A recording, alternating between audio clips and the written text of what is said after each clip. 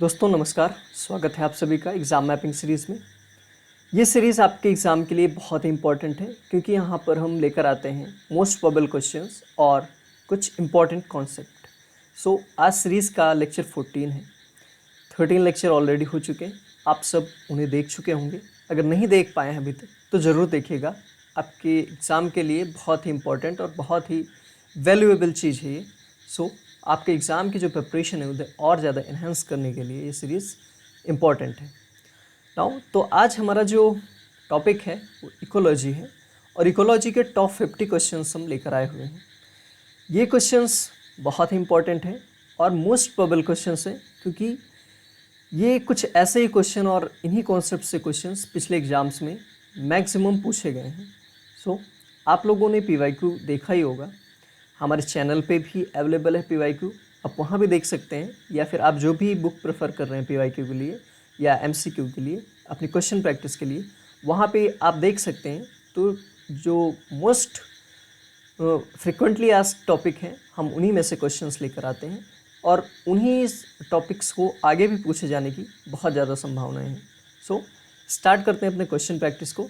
First question हमारा, the study of the inter relationship between organism and their environment is called. तो ऐसे relationship को जहाँ पे ऑर्गेनिज्म को उसके इन्वायरमेंट के साथ उसके रिलेशन की स्टडी करते हैं उसे हम क्या कहते हैं? तो इकोलॉजी है। ऐसा रिलेशन जो होता है उसे हम इकोलॉजी कहते हैं। Ecology is the correct option. Physiology का मतलब जो भी बॉडी में फंक्शन चल रहे हैं like digestion, circulation, excretion, respiration, ये सारे प्रोसेस जो हैं वो फिजियोलॉजी के अंडर में आते हैं। टैक्सोनॉमी का मतलब होता है कि कोई भी जो भी ऑर्गेनिज्म है उनको हम क्लासिफाई जब करते हैं तो टैक्सोनॉमी के अंडर में आता है। जेनेटिक्स का मतलब है कि जो भी जीन्स की स्टडी होती है, इनहेरिटेंस की स्टडी होती है, उसे हम जेनेटिक्स कहते हैं। Now the term ecology was coined by Charles Darwin, Ernest Haeckel, Aristotle, Linnaeus. तो अर्नेस्ट हैकेल ने इस टर्म को कॉइन किया था इकोलॉजी। चार्ल्स डार्विन ने एक एवोल्यूशन में अपना बहुत बड़ा काम किया था, लाइक नेचुरल सिलेक्शन और सर्वाइवल ऑफ द फिटेस्ट जैसी थियरीज दी हैं। अरिस्टोटल को फादर ऑफ द बायोलॉजी कहा जाता है और लिनियस जो है वो फादर ऑफ टैक्सोनॉमी कहे जाते हैं। Now question number 3, the functional unit of ecology is. तो इकोलॉजी क्या है? ऑर्गेनिज्म और उनके इन्वायरमेंट के रिलेशन को ही हम इकोलॉजी कहते हैं। और इकोलॉजी की जो फंक्शनल यूनिट क्या है वो क्या है? तो स्पीसीज, पॉपुलेशन, इकोसिस्टम, कम्युनिटी। तो इकोसिस्टम जो है ये यूनिट ऑफ इकोलॉजी है। क्यों? क्योंकि यहाँ पे बायोटिक प्लस एबायोटिक दोनों चीज़ों की हम स्टडी करते हैं। जहाँ कहीं भी ये दोनों चीज़ें मिलती हैं उसे हम इकोसिस्टम कहते हैं। स्पीसीज एक इंडिविजुअल है जो मिलकर पॉपुलेशन का फॉर्मेशन करती है। पॉपुलेशन का वही मतलब है जहाँ पे एक स्पीसीज़ के कई सारे इंडिविजुअल एक साथ रहते हैं, उसे हम पॉपुलेशन कहते हैं। कम्युनिटी का मतलब होता है कि जहाँ पे मोर देन वन पॉपुलेशन एक साथ रह रही हैं, उसे हम कम्युनिटी कहते हैं। Now the pyramid of energy is always upright, inverted, spindle shaped, irregular.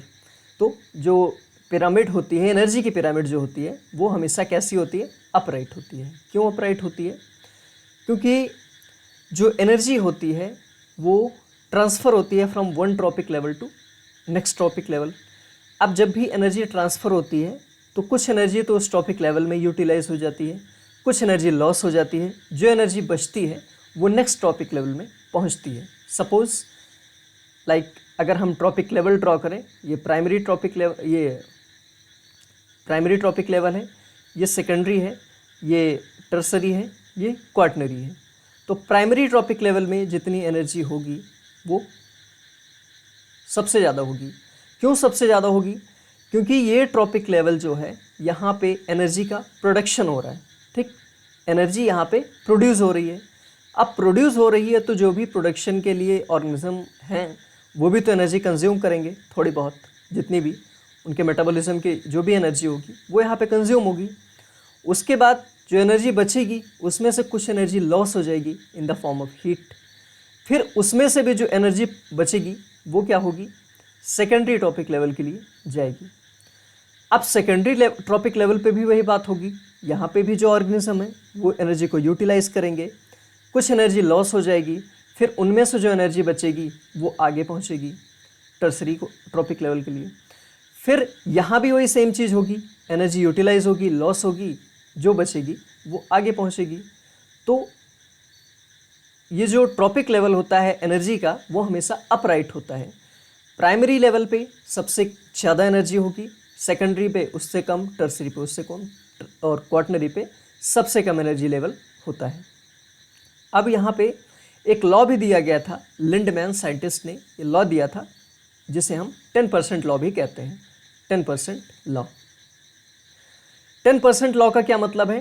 10% law का मतलब है कि किसी भी टॉपिक लेवल से जब एनर्जी नेक्स्ट टॉपिक लेवल को जाती है तो जो इनिशियल टॉपिक लेवल पे जितनी एनर्जी होती है उसका सिर्फ 10% आगे बढ़ पाता है। कैसे? सपोज प्राइमरी टॉपिक लेवल जो भी है, यहाँ पे अगर 1000 जूल एनर्जी है, ठीक, 10,000, सपोज 10,000 है, ठीक है, 10,000 जूल एनर्जी है। अब क्या होगा? इसका 90% यहाँ पे यूटिलाइज हो जाएगा, ठीक। 10% क्या होगा? बचेगा। 90% यूटिलाइज हो जाएगा, या फिर जो भी होगा यूटिलाइज हो जाएगा, कुछ लॉस हो जाएगा। मीन्स कहने का मतलब ये है कि सिर्फ इसका 10% ही आगे पहुँच पाएगा। तो यहाँ से नेक्स्ट टॉपिक लेवल पे कितना बचेगा? 1000। 10,000 में से सिर्फ 1000 क्या हो रहा है? नेक्स्ट टॉपिक लेवल के लिए बच रहा है, जो ट्रांसफ़र हो रहा है, ठीक। जो actual amount of energy transfer हो रही है नेक्स्ट टॉपिक लेवल में वो सिर्फ 1000 जूल बच रही है। फिर अब क्या होगा? अब इसके बाद फिर से 100 जूल बचेगी एनर्जी, और बाकी की जो एनर्जी होगी वो या तो यूटिलाइज हो जाएगी या तो लॉस हो जाएगी। फिर नेक्स्ट टॉपिक लेवल के लिए क्या होगा? यहाँ पे अब सिर्फ 10 जूल एनर्जी बचेगी, ठीक है। तो हर लेवल पे हम देख रहे हैं कि इसका 10% सिर्फ जो है एनर्जी वो ट्रांसफ़र हो रही है, बाकी की वहीं पे रह जा रही है। तो इससे हम कहते हैं 10% लॉ। और ये पिरामिड जो होता है हमेशा अपराइट होता है, मतलब कि बेसिक टॉपिक लेवल पे सबसे ज़्यादा एनर्जी होगी, फिर जैसे जैसे ऊपर हम जाएंगे वैसे वैसे एनर्जी का जो लेवल है वो घटता जाएगा। Now question number 5, which biome is characterised by permafrost? तो ऐसा कौन सा बायोम है जो परमाफ्रॉस्ट है? परमाफ्रॉस्ट का मतलब होता है कि जो हमेशा फ्रोजन फॉर्म में है, ठीक है। जो हमेशा कैसा है? फ्रोजन फॉर्म में है, मतलब जमा हुआ है, एकदम बर्फ है। तो ऐसा कौन सा बायोम है? तो टुंड्रा बायोम जो है वो हमेशा फ्रोजन फॉर्म में रहता है। डिज़र्ट तो आप जानते हैं कि कितनी यहाँ पे गर्मी होती है, हीट होती है, तो यहाँ पे परमाफ्रॉस्ट जैसी कंडीशन आएगी ही नहीं कभी। टाइगा भी जो होता है वो कोल्ड क्लाइमेट का होता है। ये भी बायोम जो है वो कोल्ड क्लाइमेटिक कंडीशन का होता है, बट यहाँ पे हमेशा परमाफ्रॉस्ट कंडीशन नहीं रहती है। यहाँ पे कभी स्नोफॉल होता है, बट कुछ टाइम के लिए यहाँ पे नॉर्मल कंडीशन भी रहती है। और ग्रासलैंड तो ओपन एरिया होते हैं, बिल्कुल लैंड होते हैं, प्लेन्स होते हैं, जहाँ पे कभी भी हमें ये आइस जैसी या फिर स्नो जैसी कंडीशन, स्नोफॉल जैसी कंडीशन मतलब नॉर्मली नहीं देखने को मिलती है। बहुत ही रेयर कंडीशन में कहीं कहीं पे हो सकता है, बट नॉर्मली ग्रासलैंड में कभी भी हमें ये स्नोफॉल वाली कंडीशन या फिर फ्रोजन वाली कंडीशन नहीं देखने को मिलती है। Now the self sufficient unit that include both biotic and abiotic component.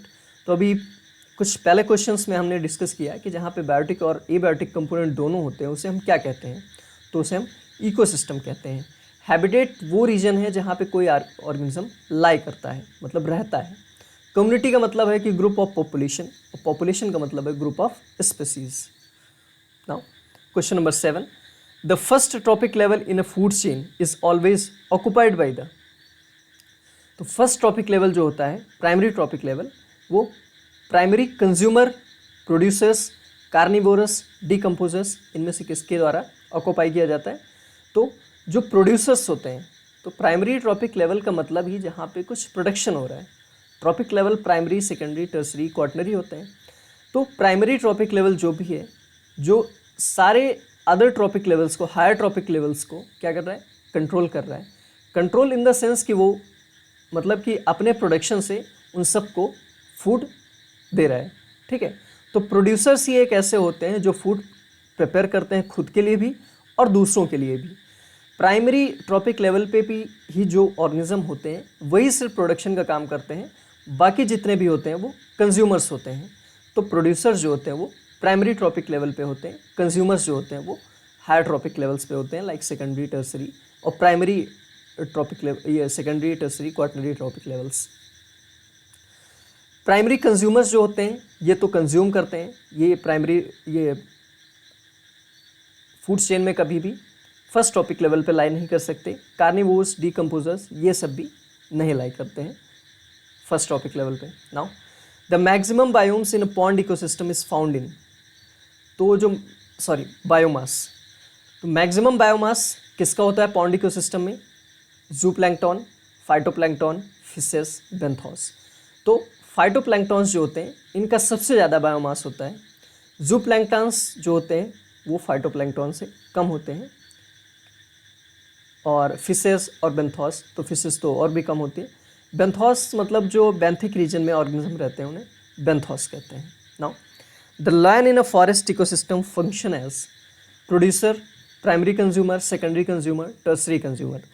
तो लायन जो होता है ये टॉप कार्निवोर है। टॉप कार्निवोर जो होते हैं वो टॉप ट्रॉपिक लेवल्स पे रहते हैं, हायर ट्रॉपिक लेवल्स पे रहते हैं, लाइक टर्सरी कंज्यूमर इसे हम कहते हैं। ठीक। Now which of the following is a keystone species? Tiger, grass, ant, earthworm. तो टाइगर जो है वो की स्टोन स्पीसीज है। की स्टोन स्पीसीज का क्या मतलब होता है? की स्टोन स्पीसीज ऐसी स्पीसीज होती हैं जो कहीं भी अपने जिस भी इन्वायरमेंट में रहती हैं वहाँ पे की रोल प्ले करती हैं। की रोल कैसे प्ले करती हैं? लाइक टाइगर है, अब टाइगर पूरे फूड चेन को कंट्रोल करता है। कैसे कंट्रोल करता है? टाइगर फीड किस पे करता है? टाइगर फीड करता है डियर पे। ठीक। डियर किस पे फीड करते हैं? ग्रास पे। अब सपोज टाइगर जो है इसे हम क्या कह रहे हैं? की स्टोन स्पीसीज कह रहे हैं। क्यों कह रहे हैं? क्योंकि बहुत ही मेजर रोल प्ले कर रहा है जिस भी इकोसिस्टम में रह रहा है। कैसे ये मेजर रोल प्ले कर रहा है? क्योंकि ये फीड कर रहा है डियर के ऊपर, और डियर जो होते हैं ये किसके ऊपर फीड कर रहे हैं? ये ग्रास के ऊपर फीड कर रहे हैं। अगर डियर का नंबर ज़्यादा हो जाएगा तो क्या होगा? ग्रास जो है वो ख़त्म हो जाएगी। अगर सपोज टाइगर अपना काम सही से ना करे, मतलब जो भी इसका हंटिंग का काम है, डियर के पॉपुलेशन को कंट्रोल करने का काम है, वो अगर ये सही से नहीं कर पा रहा है तो डियर का नंबर क्या होगा? बढ़ जाएगा। और डियर का नंबर जैसे ही बढ़ेगा ग्रास जो होगी वो ख़त्म हो जाएगी, क्योंकि बहुत ज़्यादा एक्सप्लॉयटेशन करेंगे। डियर जब बढ़ जाएंगे तो ग्रास तो लिमिटेड अमाउंट में ही है, बट डियर अगर ज़्यादा बढ़ गए अपनी पॉपुलेशन में, बहुत ज़्यादा इनकी पॉपुलेशन हो गई तो ग्रास को पूरा एकदम से ख़त्म कर देंगे। अब ग्रास अगर ख़त्म हो गई तो सपोज मतलब इमेजिन करिए कि डियर भी ख़त्म होना स्टार्ट हो जाएंगे, क्योंकि इनके लिए फूड नहीं रह जाएगा। अब इनमें कंपटीशन स्टार्ट हो जाएगा। कंपटीशन स्टार्ट होगा तो हमेशा कंपटीशन में जो होता है मतलब नेगेटिव इफेक्ट ही होते हैं। अब डियर की पॉपुलेशन भी डिक्लाइन करने लगेगी, और डियर की पॉपुलेशन अगर डिक्लाइन करेगी तो टाइगर भी नहीं रह पाएगा, क्योंकि डियर पे ही टाइगर डिपेंड है। तो की स्टोन इसीलिए टाइगर को कहा गया है क्योंकि ये पूरे के पूरे फूड चेन को क्या कर रहा है? कंट्रोल कर रहा है। ठीक है। और ऐसे कंट्रोल को टॉप डाउन कंट्रोल कहते हैं हम। मतलब कि हायर ट्रॉपिक लेवल के जो ऑर्गेनिज्म हैं वो क्या करते हैं? नीचे वाले ट्रॉपिक लेवल्स को कंट्रोल करते हैं। राइट। तो ग्रासेस, आंट, अर्थवॉर्म ऐसा कुछ भी नहीं है ना। तो कंबाइंड टेस्ट सीरीज़ हमारे चैनल पे लॉन्च हो चुकी है, जो कि हिंदी और इंग्लिश मीडियम दोनों के लिए है, जहाँ पे आपको नोट्स भी मिल रहे हैं, MCQs मिल रहे हैं, PYQs मिल रहे हैं, और क्वेश्चन के साथ साथ डिटेल एक्सप्लेनेशन मिल रहा है जस्ट ₹699 में। अगर आप बाय करना चाहते हो तो हमारे ऐप के थ्रू बाय कर सकते हैं ना। Question number 11, the term ecosystem was coined by Tansley, Odum, Haeckel, Clements. तो ये जो इकोसिस्टम टर्म है इसे किसने कॉइन किया था? तो टेंसले ने क्या किया था? इस टर्म को कॉइन किया था। ठीक है, A.G. Tansley. Now the largest ecosystem on earth is, तो अर्थ के ऊपर सबसे बड़ा इकोसिस्टम, लार्जेस्ट इकोसिस्टम कौन सा है? Forest, ocean, grassland, desert. तो जैसा कि हम सब जानते हैं अर्थ पे जो मेजर पार्ट है अर्थ का, उसे किसने ऑक्युपाई कर रखा है? ओशियंस ने, वाटर ने लगभग 70% जो अर्थ का हिस्सा है, या मोर देन 70% जो अर्थ का पूरा सरफेस है, उसे ओशियन ने ऑक्युपाई कर रखा है। और ओशियन भी क्या एक बना रहे हैं, इकोसिस्टम बना रहे हैं, क्योंकि वहाँ भी लाइफ इवॉल्व एग्जिस्ट कर रही है। इनफैक्ट लाइफ सबसे पहले इवॉल्व ही ओशियन में हुई है, ठीक है। तो ओशियन क्या है, ये एक इकोसिस्टम है, एक बहुत बड़ा इकोसिस्टम है, क्योंकि 70% पार्ट जो अर्थ का है वो ऐसे ही ओशियंस ने ऑक्युपाई कर रखा है। तो ये सबसे बड़ा इकोसिस्टम भी यही बनाएंगे, इसलिए लार्जेस्ट इकोसिस्टम है वो ओशियन बनाते हैं। Now the cleanest form of energy in nature is solar energy, wind energy, hydro energy, nuclear energy. तो जो सबसे क्लीनेस्ट फॉर्म है, जिसका कोई बैड इम्पैक्ट नहीं है एनवायरनमेंट के ऊपर, कोई भी निगेटिव इम्पैक्ट नहीं है, तो ऐसी एनर्जी जो है वो सोलर एनर्जी है। अब आप कहेंगे विंड एनर्जी, हाइड्रो एनर्जी, इसमें क्या दिक्कत है? मान लिया कि न्यूक्लियर एनर्जी में जो वेस्ट निकलता है वो बहुत ज़्यादा हार्मफुल होता है, बट विंड एनर्जी और हाइड्रो एनर्जी में ऐसा क्या है जो कि हार्मफुल है ये नेचर के लिए? तो विंड एनर्जी में क्या, कैसे हम विंड एनर्जी प्रोड्यूस करवाते हैं? बड़े बड़े विंड मिल्स लगाते हैं जिनकी हाइट बहुत सैकड़ों मीटर्स होती है। तो ऐसे विंड मिल जो बहुत हाइट पे हैं, वो क्या करते हैं, बर्ड के माइग्रेशन को रोक देते हैं। जो बर्ड्स होती हैं, जो माइग्रेटरी बर्ड्स होती हैं, उनके माइग्रेशन को क्या करते हैं, अफेक्ट करते हैं, क्योंकि इनकी हाइट बहुत ज़्यादा होती है। और उस एरिया से बर्ड्स जब निकलती हैं, या तो निकल ही नहीं पाती, या तो उसमें टकरा के, या फिर ऐसा कुछ, मतलब उनको प्रॉब्लम होती है। जो माइग्रेशन होता है वो रुक जाता है ऐसे एरिया में। तो इस तरीके से क्या होता है, विंड एनर्जी प्रोडक्शन में ये इफेक्ट करता है नेचर को, क्योंकि बहुत सारी बर्ड्स होती हैं, माइग्रेटरी बर्ड्स होती हैं, जो या तो फीड के लिए या तो रिप्रोडक्शन के लिए अपने प्लेस को चेंज करती हैं, एक प्लेस से दूसरे प्लेस के लिए, या तो प्लेस पे या तो फीडिंग के लिए जा रही हैं, या फिर रिप्रोडक्शन के लिए जा रही हैं। कभी कभी एनवायरमेंटल कंडीशन चेंज होने की वजह से सर्वाइवल के लिए भी इधर से उधर ट्रांसफ़र करना पड़ता है बर्ड्स को, मतलब माइग्रेट करती हैं बर्ड्स। तो अगर ऐसे एरिया में ये विंड एनर्जी, ये प्लांट लगाया जाएगा, तो प्रॉब्लम्स आ जाएगी बर्ड के माइग्रेशन में। हाइड्रो एनर्जी मतलब वाटर से प्रोड्यूस होने वाली एनर्जी। और वाटर से प्रोड्यूस होने वाली एनर्जी जो होती है, कहाँ से प्रोड्यूस करवाई जाती है, रिवर्स से। रिवर्स में कैसे प्रोड्यूस होता है हाइड्रो एनर्जी? डैम्स बनाए जाते हैं। अब सोचिए, नदी का पानी है वो नॉर्मली बह रहा है from source to sink, Himalaya से नदी समुद्र में जा रही है। अब बीच में हमने इतना बड़ा डैम बना दिया कि पूरा जितना पानी आ रहा था पीछे से, उसे हमने रोक लिया। अब पानी रुक गया, तो सोचिए डैम बनाने की वजह से वहाँ का जो पूरा इकोसिस्टम था, वो डैम बनने की वजह से पहले ही डिस्ट्रॉय हो गया।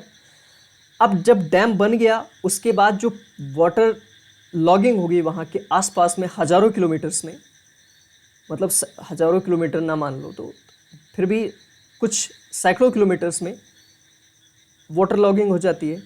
अब वाटर लॉगिंग की वजह से नॉर्मल जब रिवर बह रही थी तो पानी, जब बारिश होती थी तभी वाटर फ्लडिंग होती थी, लेकिन अब जब डैम बना दिया गया तो इस कंडीशन में जितना भी एरिया था उस डैम के आसपास का, वो पूरा फ्लडेड रहने लगा, मतलब कि पानी वहाँ पे भरा रहने लगा।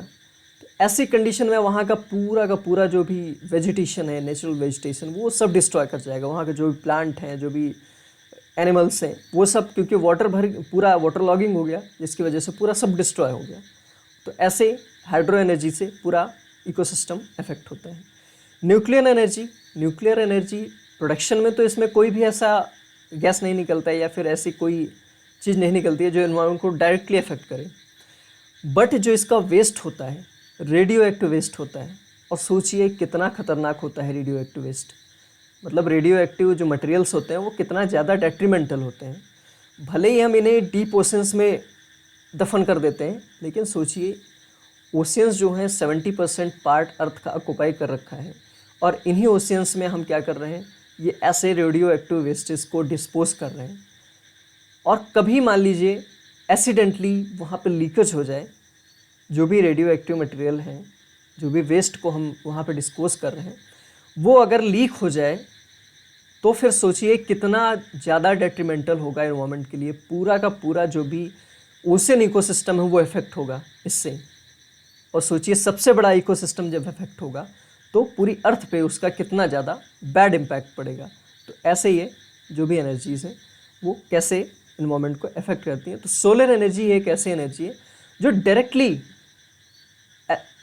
मतलब जो भी लाइफ है उसे या नेचर है उसे अफेक्ट नहीं करती है। Now which gas is cheaply responsible for global warming. तो ग्लोबल वार्मिंग के लिए सबसे ज़्यादा कौन सी गैस रिस्पॉन्सिबल है? तो कार्बन डाइऑक्साइड। कार्बन डाइऑक्साइड ये एक ऐसी गैस है जो इनमें से मीथेन भी है बट नॉट मेजॉरिटी में, जो सबसे ज़्यादा रिस्पॉन्सिबल है ग्लोबल वार्मिंग के लिए ये कार्बन डाइऑक्साइड है। कैसे होता है कार्बन डाइऑक्साइड ग्लोबल वार्मिंग के लिए रिस्पॉन्सिबल? जब कार्बन डाइऑक्साइड एटमॉस्फेयर में जाता है तो एक लेयर बना लेता है चारों तरफ। लेयर जब बन जाती है मतलब ये डिपॉजिट हो जाता है एटमॉस्फेयर में। एटमॉस्फेयर में जब CO2 डिपॉजिट हो गया तो क्या होगा, जब सनलाइट आती है तो जो भी विजिबल रेंज की लाइट आती है जब अर्थ पे फॉल करती है तो वहाँ जो विजिबल रेंज की लाइट होती है वो अर्थ में एब्जॉर्ब हो जाती है और इंफ्रारेड रेडिएशन क्या होता है अर्थ से फिर दोबारा इमिट होता है जिसमें हीट होती है। अब ये इंफ्रारेड रेडिएशन जो होगा जब फिर से वापस जाएगा तो जो एटमॉस्फेयर में CO2 प्रेजेंट है वो उसे कैप्चर कर लेगा और हीट को एस्केप नहीं होने देगा स्पेस में। और जो भी हीट इस कैप्चर हो गई है वो क्या करेगा, अब यहाँ पे जो अर्थ एवरेज सरफेस टेम्परेचर है उसे इंक्रीज कर देगा। तो ऐसे करके ग्लोबल वार्मिंग होती है। ग्लोबल वार्मिंग का मतलब ही कि जो भी अर्थ का एवरेज सरफेस टेम्परेचर है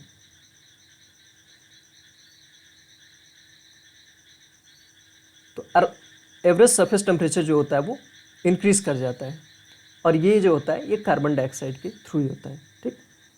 ओजोन एक लेयर बनाता है जो कि हार्मफुल यूवी रेस को अर्थ के एटमॉस्फेयर में आने से रोकता है। Now which one is an example of secondary succession.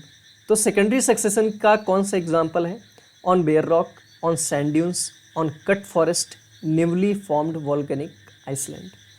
तो सेकेंडरी सक्सेशन का मतलब होता है कि जहाँ पे लाइफ कभी पहले एग्जिस्ट कर रही थी बट कुछ इन्वायरमेंटल कंडीशन की वजह से या फिर कुछ ह्यूमन इम्पैक्ट की वजह से लाइफ जो है वो ख़त्म हो गई अचानक, और फिर से जब सक्सेशन स्टार्ट होगा, लाइफ इवॉल्व करना स्टार्ट करेगी उस पर्टिकुलर एरिया में जहाँ पे लाइफ एग्जिस्ट कर रही थी बट अब नहीं है।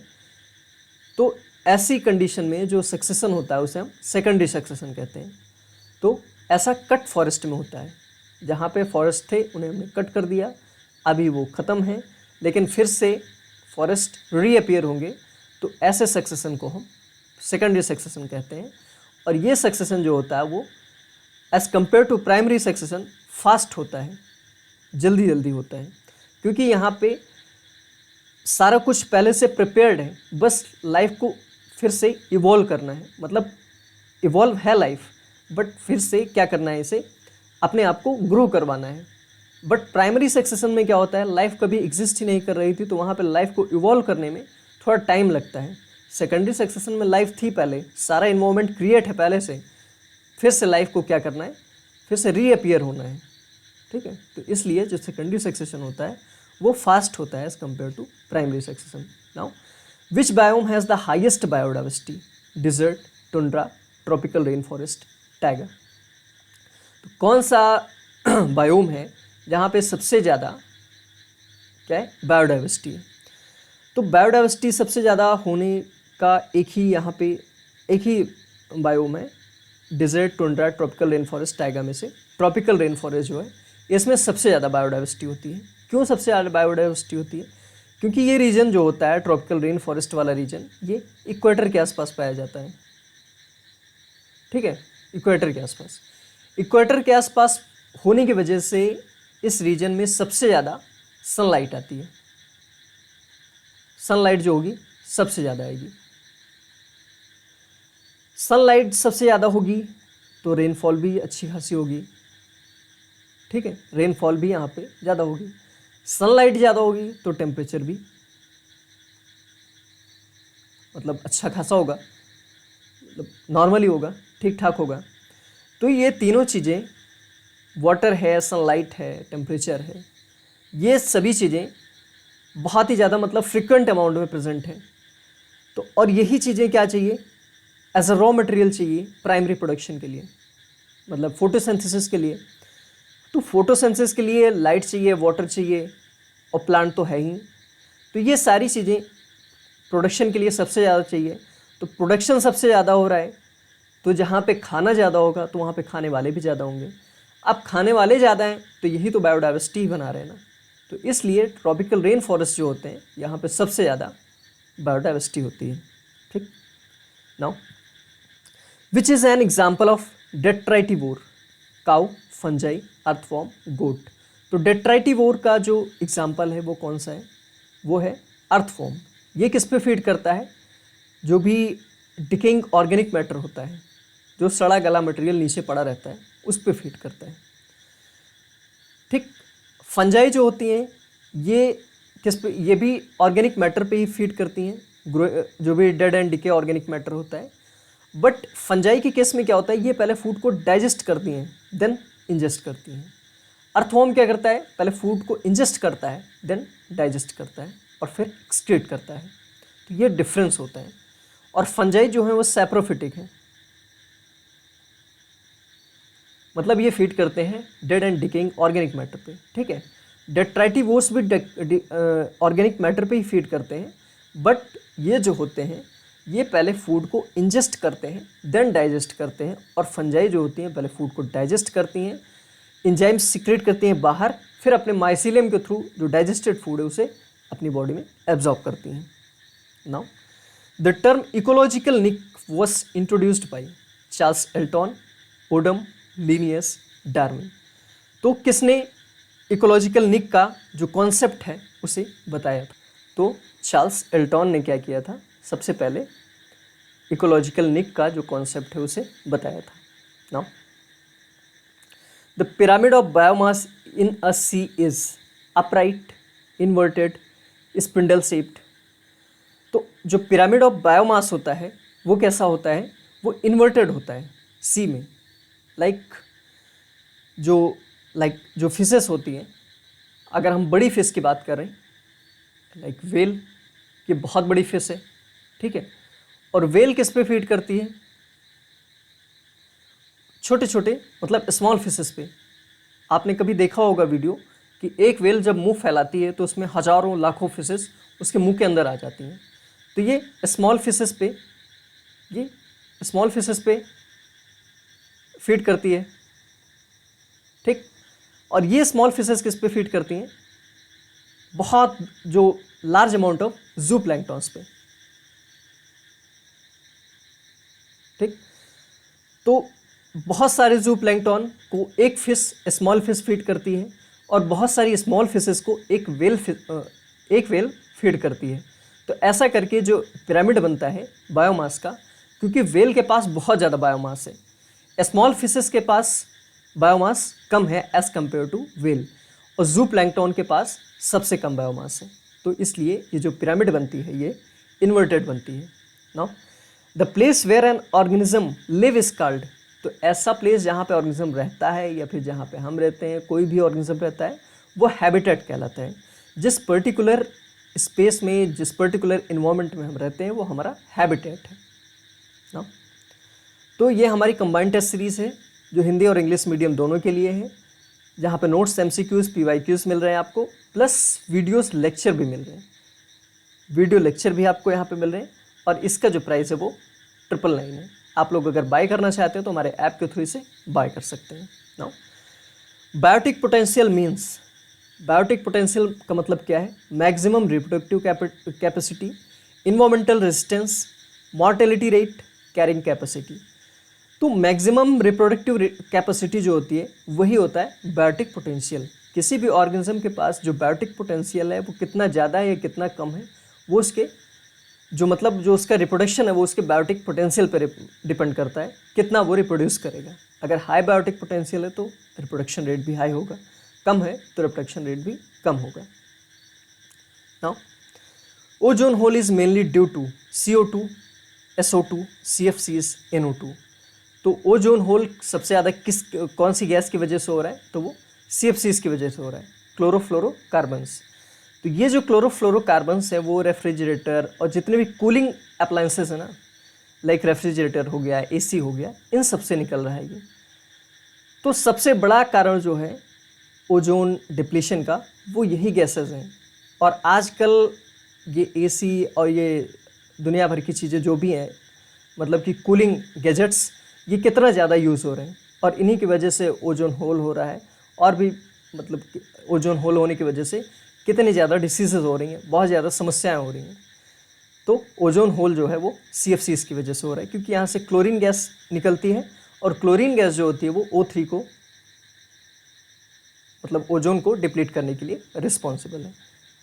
ठीक, now which one is N abiotic component of ecosystem, plant, animal, micro organism, temperature. तो ये तो बहुत ही आसान सा क्वेश्चन है, टेम्परेचर जो है वो एबायोटिक कंपोनेंट है। Now the natural place of living of an organism is known as biome, habitat, niche, community. तो हैबिटेट जो है वो नेचुरल प्लेस है जहाँ पे भी ऑर्गेनिज्म रहता है। Now which of the following shows कॉमन्सलिज्म।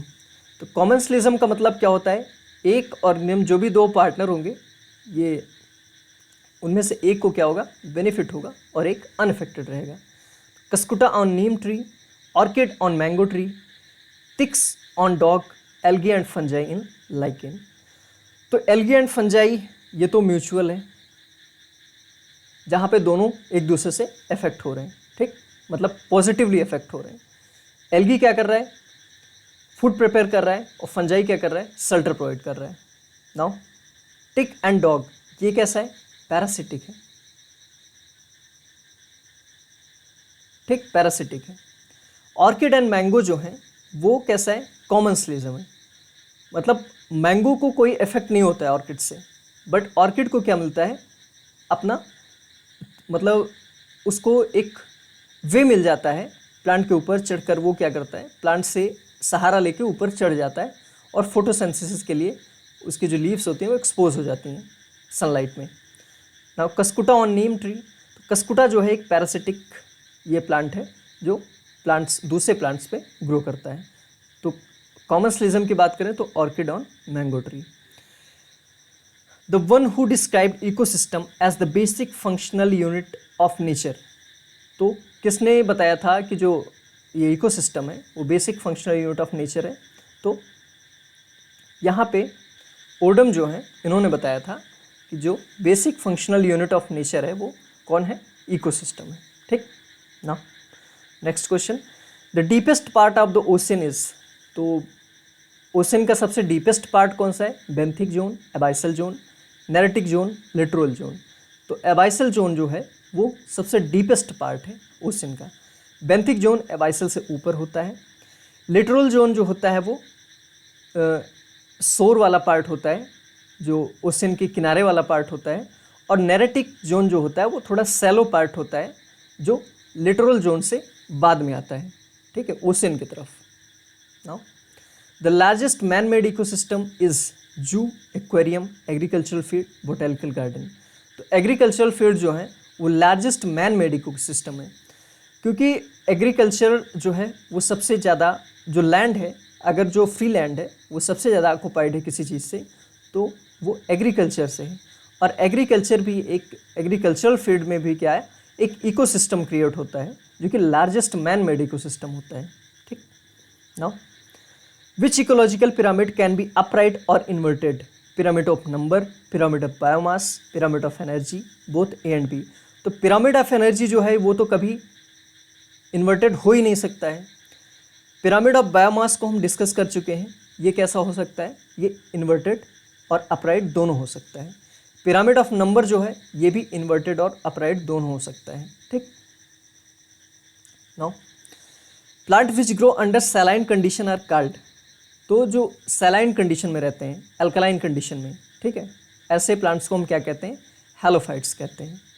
Hydrophytes वो होते हैं जो वाटर कंडीशन में रहते हैं, मतलब एक्वाटिक कंडीशन में। मीजोफाइट वो जो मॉडरेट सब कुछ चाहिए इन्हें, मॉडरेट वाटर चाहिए, मॉडरेट इन्हें सॉइल चाहिए, मतलब कि जो मॉइस्चर है वो इन्हें मॉडरेट चाहिए, बहुत ज़्यादा सूखा भी नहीं चाहिए, बहुत ज़्यादा पानी भी नहीं चाहिए। ज़ीरोफाइट जो होते हैं वो बिल्कुल भी जहाँ पे पानी की कमी है वैसे प्लांट ज़ीरोफाइट्स कहलाते हैं, मतलब कि डिज़र्ट। ठीक, ये डिज़र्ट्स होते हैं, ज़ीरोफाइट्स जो होते हैं डिज़र्ट में पाए जाते हैं। सो एचिवा बैच अगर आप ज्वाइन करना चाहते हैं तो ज़रूर करिए। टेस्ट सीरीज़ है ये, और यहाँ पे आपको MCQs PYQs मिल रहा है। अगर आप TGT PGT बायोलॉजी की तैयारी कर रहे हैं तो ये सीरीज़ आपके लिए बहुत ही बेनिफिशियल है। आप इसे हमारे ऐप के थ्रू बाय कर सकते हैं। Now the interaction where both species are benefited is called, जहाँ पे दोनों स्पीसीज बेनिफिट कर रही हैं, दोनों को बेनिफिट हो रहा है, वहाँ पे म्यूचुअलिज्म होता है। प्रेडेशन होता है जहाँ पे एक को बेनिफिट होता है, एक को हार्म होता है। पैरासिटिज्म भी एक को बेनिफिट एक को हार्म होता है। कॉमन्सलिज्म एक को बेनिफिट और दूसरे को कुछ नहीं, यहाँ पे दोनों को बेनिफिट, यहाँ पे एक को नुकसान एक को फ़ायदा, यहाँ पे भी एक को नुकसान और एक को फ़ायदा, मतलब एक को फ़ायदा एक को नुकसान। तो प्रेडेशन और पैरासिटिज्म में डिफरेंस क्या है? प्रेडेशन में क्या होता है, एक जो पार्टनर होता है, मतलब कि दो यहाँ पे हम कॉम्परेटिव स्टडी करते हैं, तो जो दो ऑर्गेनिज्म होते हैं वहाँ पे एक की डेथ होती है और एक को बेनिफिट मिलता है, ठीक, बेनिफिट मिलता है। पैरासाइट जो होता है वो पैरासाइट कभी भी अपने होस्ट, किसी होस्ट पे रहता है पैरासाइट, तो अपने होस्ट को कभी किल नहीं करता है, वो जिंदे जिंदे मतलब जीते जी पैरासाइट को चूसता रहता है, खाता रहता है, उसमें से न्यूट्रिशन लेता रहता है, ठीक है, मतलब उसे मारेगा नहीं लेकिन नुकसान ज़रूर पहुंचाता रहता है पैरासाइट। बट प्रेडेशन में क्या होता है, जो प्रे होता है और एक प्रेडेटर होता है, तो प्रे क्या होता है, किल हो जाता है थ्रू प्रेडेटर, और प्रेडेटर क्या करता है, प्रे को खा लेता है, राइट। नाउ